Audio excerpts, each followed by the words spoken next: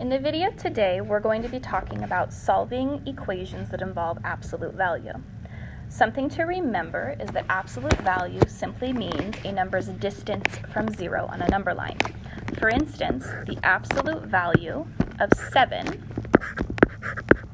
is 7 because it is 7 away from 0 on a number line.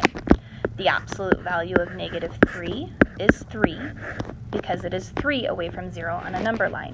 Because absolute value represents a distance, the absolute value of a number is always positive.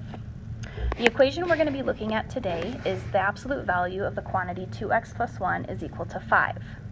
Something I like to do in this case is called looking inside. So I know that whatever is inside of this absolute value has to be 5 away from 0.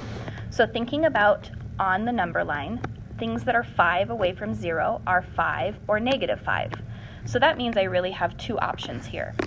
2x plus 1 could be 5 because 5 is 5 away from 0, or 2x plus 1 could be -5 because -5 is also 5 away from 0.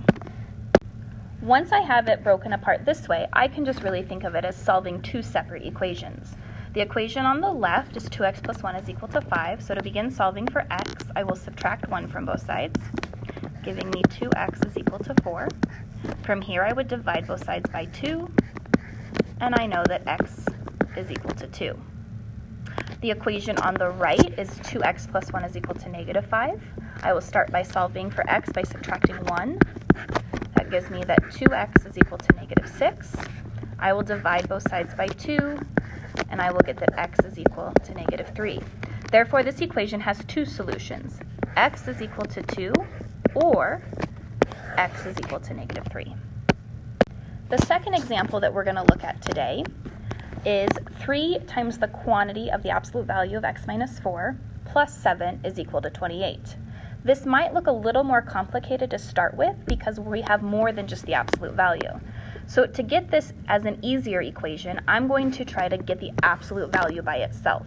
So the first thing I'm going to do is I'm going to get rid of this plus 7 by subtracting 7 on both sides of the equation, which leaves me with 3 times the absolute value of x minus 4 is equal to 21. From there, I want to get rid of this 3. The 3 is multiplying the absolute value, so I will divide both sides by 3. So now I know that the absolute value of x minus 4 has to be equal to 7. By looking inside, I know that x minus 4, whatever it is, has to be 7 away from 0 on the number line. Therefore, x minus 4 could be 7, or x minus 4 could be -7, because 7 is 7 away from 0, and -7 is also 7 away from 0. From here, I'm going to treat it as two separate equations and solve each one. On the one on the left side, I will add 4 to both sides, giving me x is equal to 11. The one on the right, I will add 4 to both sides, giving me x is equal to -3.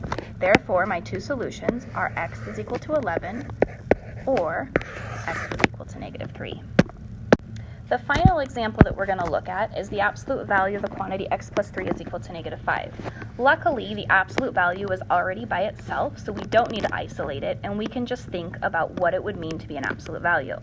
So whatever's inside here, I know has to have an absolute value of -5.